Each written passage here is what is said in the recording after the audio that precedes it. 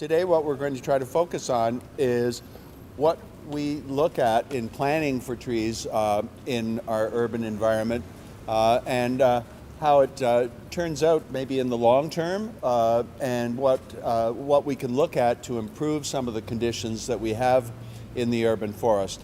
So our walk today is going to be from here through our parking lot and then up towards a remnant of the Dartmouth Common that probably a lot of people don't realize is a remnant of the Dartmouth Common. Then we'll go up through St. Paul's Cemetery, up the stairs there to Fairbanks Street, and then we'll go down Fairbanks Street. That's Marcus's hood, by the way. Yeah. Marcus and Christine are actually carrying the sweets. Are you still carrying the sweets? Yeah. So please help yourself. That way make it flow to life. Yeah. So we've just done a major planting on Fairbanks Street. One of the interesting things about our urban forest master plan, and here it is, 450 pages. Alderney Gate was created, and with it came a parking lot, surface parking lot, along with Alderney Landing. And so the trees that we see out here are now 20 years old, and poor, struggling trees, 20 years old. In some jurisdictions, plans require that at maturity, within 15 or 20 years of establishment of a parking lot, that the trees planted provide at least 30% canopy cover for a parking area. It reduces the evaporation of fuels that are intense during the summer. So this whole parking lot is, if you could look at it closely, you would see fuel evaporating from all of the tanks due to the intense heat. And so it's a major source of air pollution. And we can reduce that by introducing canopy into a parking area. We can also reduce the urban heat island effect. When you think about the number of areas that we have developed over the last number of years that don't even have trees in a parking lot, this is a bit of a step forward, but I think we can up our game by looking at issues like the variety of tree to be planted and including proper soil volume for the trees in terms of our overall design. Okay, let's move on. So difference here, look at the trees that we have in this parking lot. They're here completely by accident. They just grew on their own. These are called volunteers. And so the species that we're looking at, white birch, it is a pioneer species. It doesn't have an exceedingly long life, especially in this circumstance. But it's fantastic just how resilient trees can be, even in the most difficult growing condition. But this does offer some visual relief to what would otherwise be a pretty bad parking lot area. So at any rate, you'll see a lot of examples of volunteers, of trees that grow along fence lines, especially in residential areas. So just sort of open up your eyes and focus on that. We have a piece of the Dartmouth Common. And a lot of people don't realize that green space is officially part of Dartmouth Common. We've had some requests over the years because for those of us that work around here, we've noticed every once in a while there's little parties that take place in the wooded area there. So there have been some requests here for us to raise the canopy, and that would be basically a CPTED or crime prevention through environmental design treatment. But it's also fascinating to see how a stand like this can naturalize over the years and what the impacts are. In that stand, you'll see a lot more water retention. You'll see a marked decrease in temperature with all of the shade. So there's benefits to naturalized stands. But I'm just going to let Peter take it from here. So it's interesting that John calls it naturalized, because one thing I could call it is unnaturalized. We have a lot of non-native species planted in the streets and in the yards of Halifax and Dartmouth. We're standing right next to a Crimson King Norway maple that for sure was planted there. And there are other Norway maples planted in the neighborhood here. But I would hazard a guess that more than half the trees in this naturalized spot of the Dartmouth Common are Norway maples. And one could say, as I often do, that a bad tree is better than no tree at all. And why would one call Norway maple a bad tree? Well, if we want native biodiversity in the city, Norway maple is no way to get it. It's a highly invasive species, not really long-lived, not really structurally as strong as many of our native species. So we haven't planted Norway maple, at least the city hasn't, in the streets of Halifax and Dartmouth in the last 20 years, as long as John Simmons has been the urban forester. We can see ash, both here's an ash, maybe planted, I don't know if this one's planted, but the biggest tree over here in the common is an ash. I'm not sure if it's a native species of ash. We do have 3 or 4 native species. What else should we say about? Invasive species. Well, invasive species, yeah. So the Norway maple is quite invasive. We do find it in Point Pleasant Park, for example, having been planted on Point Pleasant Drive that runs along the north side. It's invaded well into the park forest, but Norway maple was also planted heavily along the paths of Point Pleasant Park. So that species is now ubiquitous, and it has the best ability to survive in deep shade of all the species. So it does really well. I think right behind us and over here on the other side we have a massive stand of our favorite Japanese knotweed, or our least favorite of Japanese knotweed. Talk about a species that's very difficult to eradicate. That's one. And we probably have Japanese knotweed expanding and expanding and expanding in various parks and naturalized areas. So it's not necessarily best for us to leave these small copses of trees alone, but rather to do some gentle editing of the plant community. I think that's the word that the landscape architects use when they're adjusting species, is editing. I kind of like the word. I do it on my students' papers mostly, but so doing some treatments in addition to septed, some adjustment of the ongoing dynamic of the community composition could be a sensible thing to do. But that has to be slipped into the priority list for all the other things we need to pay for in urban forest management in the city. One thing too that Peter mentioned earlier in pointing out the ash trees is the ash trees have typically been used across North America as an excellent street tree. In fact, some communities have upwards of 75% of their street trees are ash, or in many cases were ash, because there's a little critter called the emerald ash borer that is working its way up through the States and across Canada.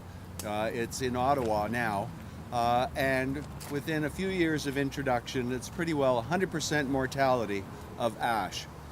So cities are learning too late the benefits of biodiversity. What we have right now in our summer planting, our spring planting, is a selection of 19 species, and we never plant them all together. We always intersperse those so that we will build some form of resilience, because sooner or later we're going to get the emerald ash borer here. It's just a matter of time, and unfortunately we're going to lose all these trees,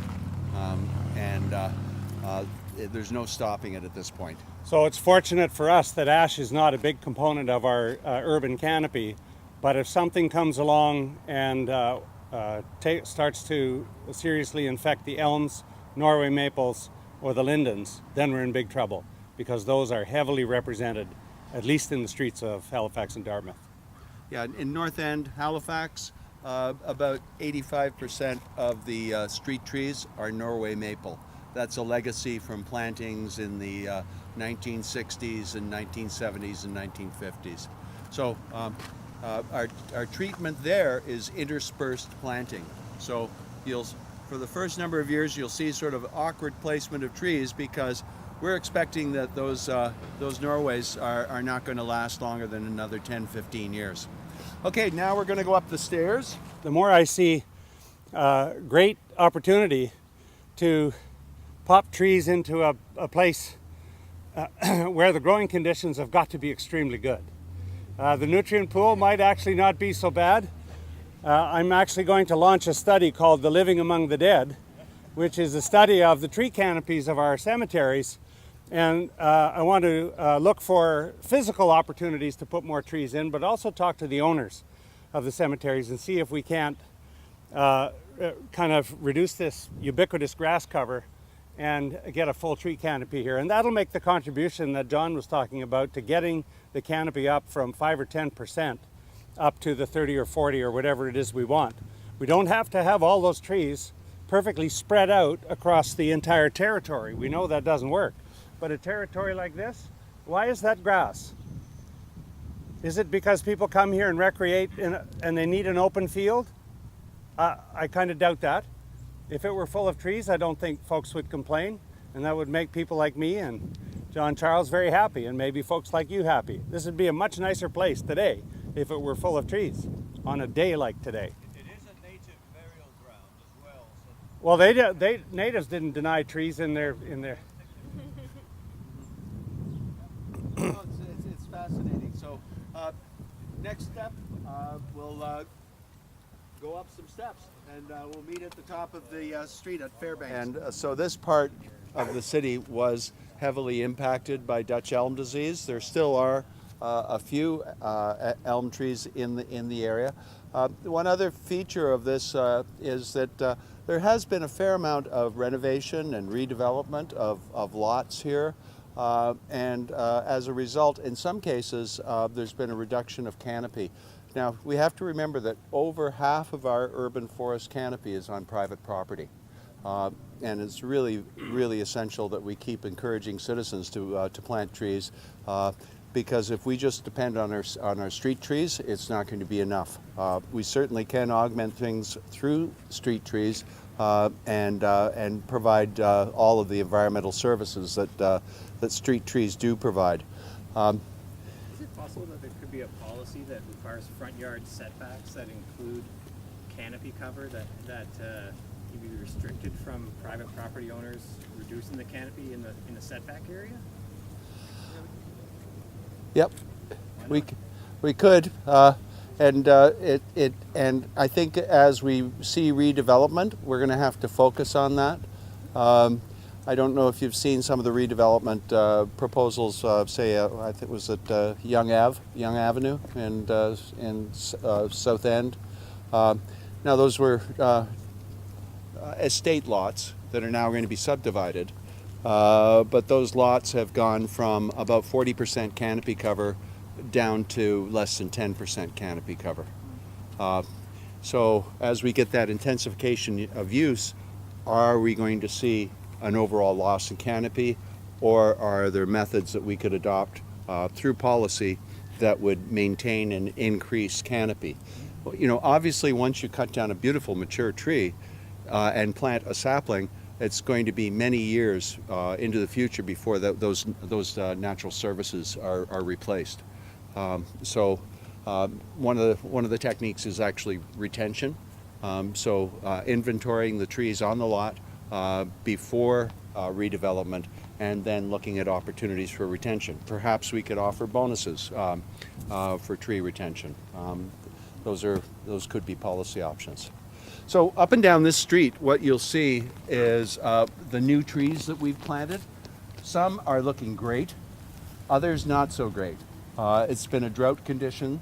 The contractors, we told them to get out early and do the work.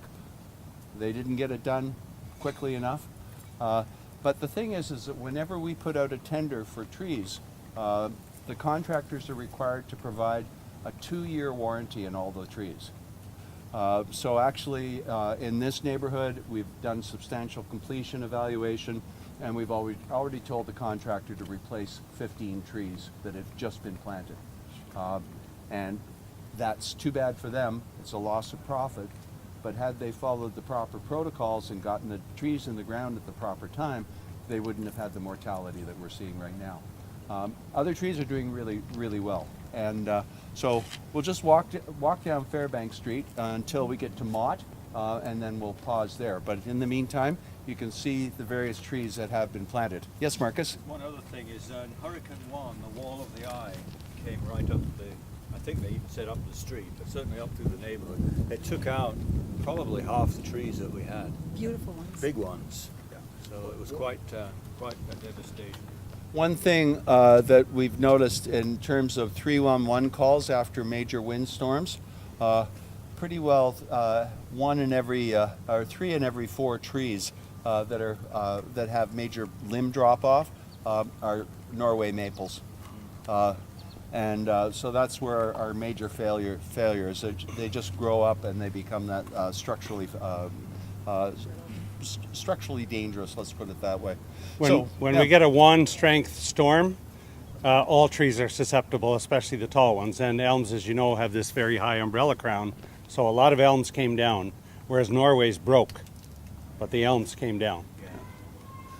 The contractor is committed to replacing this tree in the fall of this year. In the meantime, they're required to take this off at base and then remove the dead tree. So nobody trips over it. Well, yeah, it looks the- like crap just didn't- with a dead tree standing here Yeah. for the rest of the season. Yeah, yeah. Is there any role for the community to like notify Halifax that there are dead trees that are 311. planted? Yeah, in fact, we rely on the community to phone 311. We have a whole script prepared at 311, which questions people about the location, the civic, the condition of the tree, any immediate concerns, hazard, etc. And then that goes immediately into our urban forest department. John, Yep. I've flagged this to you before because I thought someone had vandalized the tree. Uh-huh. But the reason you leave it, you explained to me, is there's a reason they can pull out the root ball. Yeah. So in the fall, what they'll do is they'll just lift this area, drop in a hook, and they can pretty well pull out the whole root ball at once. And so the hole's already there. The roots haven't developed, so that pops out, and then the new tree goes in. So in the fall, instead of having 19 species, we have species reserved just for fall planting, and there are about seven species. Where we have wire overhead, in this case, it's we don't have to worry about it. It's communication wire and single phase. When we get into 3-phase, it's a different story, but we do have trees, not popsicle trees or miniature trees, but trees that will grow approximately 30 feet. Most of the 3-phase is 35 feet up. So we plant those. Those will still provide the shade benefits and all the canopy benefits of other varieties of trees. As Nova Scotia Power says to us, why are you keeping planting trees under our wires? And we keep saying, why are you putting wires over our trees? So we've agreed to disagree. So this is a pretty narrow tree lawn. It is. Just under a meter. Is that about as narrow as you'll get, or will you plant a tree in less than that? That's or? an excellent point, because the key here is that the substrate is not all that bad in terms of soil content and soil volume. In newer subdivisions and newer areas, the Red Book specifies a certain amount of topsoil, but it doesn't specify any soil volume for trees. So we have to do that amendment now so that we can ensure ongoing tree health. Meter and a half. This is it's generally how wide is the bucket on the that we're excavating with. So this is just wide enough. You'll see later as we go out onto Windmill. That was another challenging planting on the boulevard there. So what we have here is in some other subdivisions where we haven't been given enough tree lawn in the overall design, then we're unable to plant, and so that's a problem that we face. So there's no going back on that. Okay, here we go. I wanted to stop here just to make mention of private trees versus public trees. As John mentioned that about half the canopy is on private land in a neighborhood like this. That's pretty easy to see. In my neighborhood, just north of Flintpool, it's the same thing. The backyards are full of trees. Not much in the front yards because we don't have any. We have very small front yards. But I find this case to be very interesting with a veteran red oak behind us. And what I like about red oak is the width of the crown. It's very strong wood. So you'll see that private tree is providing a huge amount of public benefit into the street. If there were another red oak on the other side, on private land, the crown could still touch over top of the street. So if we could get trees planted in the front yards, we'd have less need to plant them in this ugly tree lawn area, which is subject to vandalism, subject to machine damage from plows. The salty snow and slush gets piled up here. This is a hard place to grow a tree. And so what I like about this, it may not have been deliberate, but this oak tree is not long for this world, I think, given the look of the top of the canopy. It's under stress, probably at the end of its life of 100 or who knows how many years. And right beside it on public land is the next oak tree for this micro ecosystem right here. And hopefully this one will last 100 years and do exactly what that one's doing. At my place on Lawrence Street, I've planted a small beech tree in the tree lawn, which many of you will know is illegal because you're not supposed to do anything in the tree lawn that belongs to the city except keep it clean and mow the grass. But John Simmons and I have a relationship. And John provided me with the tree, and rather than put it in my yard, I put it in the tree lawn, so that when the elm, which is over top of my house and really doing well in 20 or 30 years, is at the end of its life, then my beech tree's already there to take over that role. So size diversity, which is kind of an indicator of age diversity, is a very smart thing to have in a street like this. And now this street, over the next 10 or 20 years is going to have a lovely size diversity of trees. Some big old veterans and lots of young ones to boot. So we now have a relationship and we can do that too? As a people walking with you? Well, I'll bet you anything you will not be hauled up on the in front of City Council for having planted a tree in the tree lawn. I'd say go ahead and do it, but just let John or Kevin know that you did.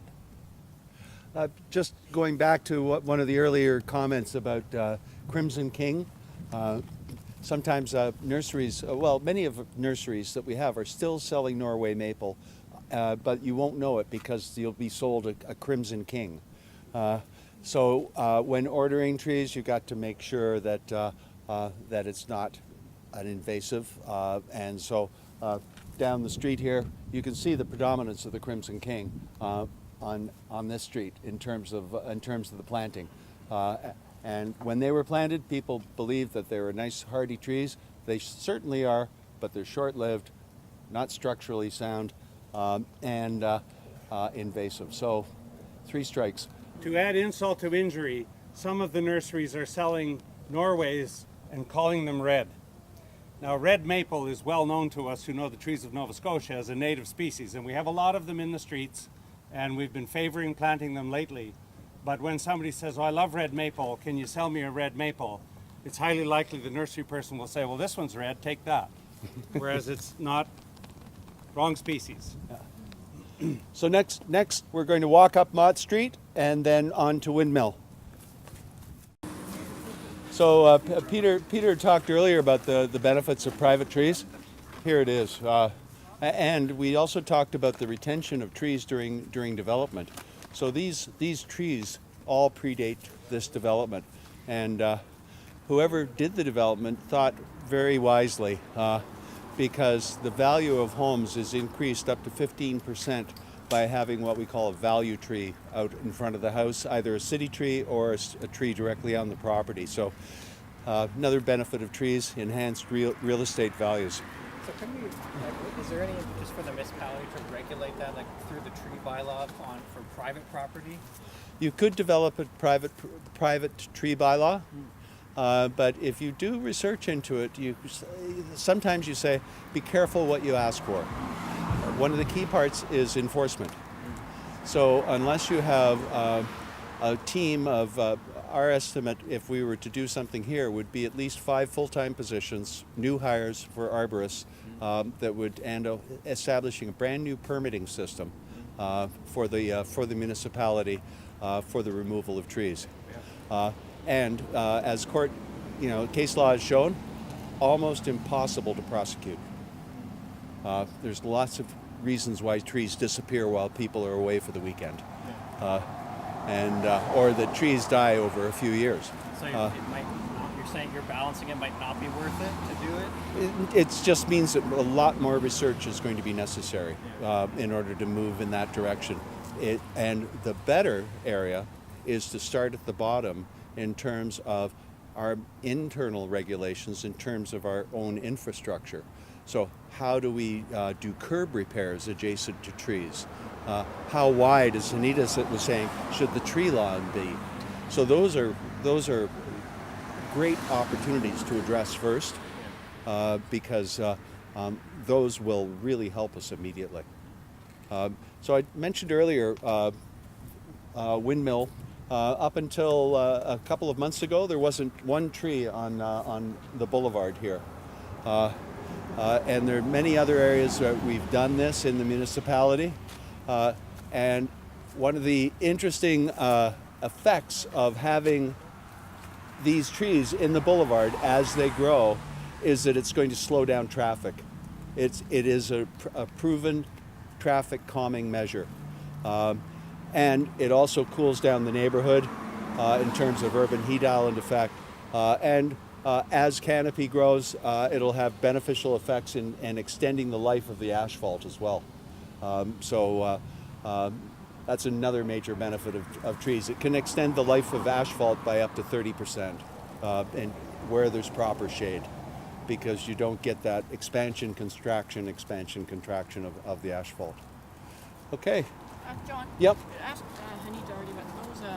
Is that new where you have the little plastic thing on the bottom? Yes, those we call that material. It's drain tile. We call it Big O, and it's easy to split. We've looked at either doing. So I think that's.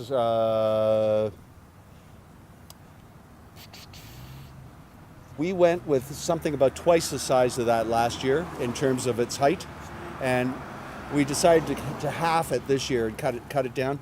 Major cause of tree damage, tree mortality is mechanical whips and grass cutting. So this summer, Natalie and Peter and Kelsey have been out doing analysis of damage. So we charge the grass cutting contractors for any damage to the trees, and some of them are out to the tune of several $1,000s right now, because we noted the damage that was caused by their crews.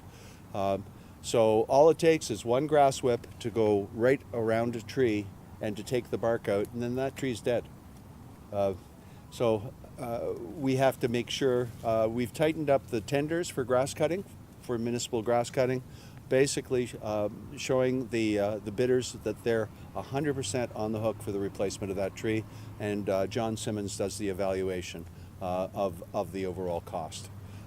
Generally around $100 per square inch is the charge for damage. So it's having good effect in the industry this summer, and letting them know that there's consequences to laziness. So, Urban Orchard, so we have lots of apple trees growing in city parks. I've never seen anyone harvest. My kids eat them all the time. Oh, good. They're eating them now. And we've been working in collaboration with community gardens groups. So I'm happy to report that in the last 2 years, we've probably seen at least 80 fruit trees go into community gardens across the city. Generally, community gardens will look at 2 or 3 trees per garden. Plus, they're also getting low bush blueberries and other berry areas. So our first project was the Dartmouth Community Garden here, and the trees have been in the ground there a couple of years now, and they're looking great. One of the goals of the Urban Forest Master Plan is to plant more fruit-bearing and nut-bearing trees so that we can have edibles in our urban environment as well. What we're looking at, if you just turn around right now, you can't see it because most of it's underground, is the skate park. Now, skate parks are absolutely fantastic. You invite all sorts of young kids down to go skating and to have a great time. Playgrounds, very similar. where we have young children at playgrounds. But you know what? We don't budget 1 penny for trees. In Australia, it's mandatory for trees to be planted as part of playground development and to provide protection for children. Just a thought at this point, but there may be ways that we could look at this as incorporate tree planting as part of capital projects. Many times it's overlooked, and the budget for the build comes first and the trees come second or not at all. So there's great opportunity there for us to do that. One other thing is during construction, and we're working on this right now, one of the biggest losses that we have is damage to trees during construction. And so what we have to do is to build in new standards to protect our trees while construction activities are taking place. And it's 5 after 1. And we always look forward to doing this on an annual basis. So on behalf of LPPANS, thank you very much. Thank you.